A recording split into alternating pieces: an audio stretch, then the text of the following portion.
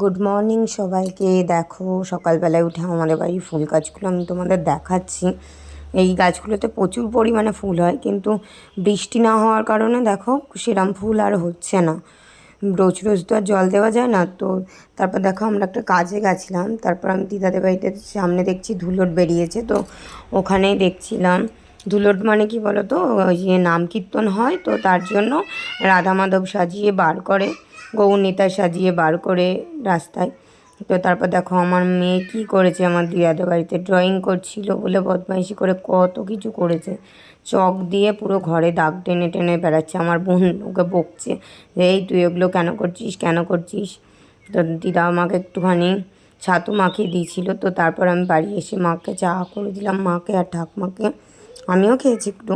তারপর আমার মেয়েকে একটু খাইয়ে দিচ্ছিলাম ভাত। বদমাইশি করছিল, ওর বাবা আরও খেতে বসেছিল, ওর বাবা এসেছিলো তো তোর বাবা আরও খাচ্ছিল।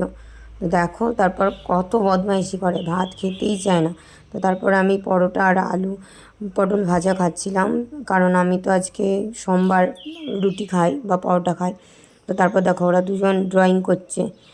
ওটা বলে আপেল, কোন দিক দিয়ে ওটা আপেল জানি না। তারপর একটু বাইকে করে ঘুরতে বেরিয়েছিলাম। দেখো সূর্যটা এত সুন্দর লাগছিল না, সামনে থেকে খুবই সুন্দর লাগছিল, তার জন্য আমি একটু দেখালাম। তারপর একটা পার্কে গেছিলাম, গিয়ে আমার মেয়ে তো এই দোলনাটা থেকে নামবেই না, কিছুতেই নামবে না।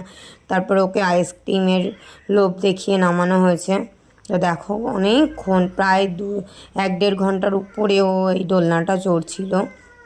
তারপর দেখো আমরা একটু ঘুগনি খেয়েছিলাম, যেহেতু ওটা নিরামিষ ছিল তার জন্য আমি খেয়েছিলাম ঘুগনি। আর আমার মেয়ে একটু আইসক্রিম খেয়েছিল, আর আমাদের সাথে একটু ঘুগনি খাচ্ছিল মাঝে মাঝে। তো দেখো ও মানে পুরো বদমাইশের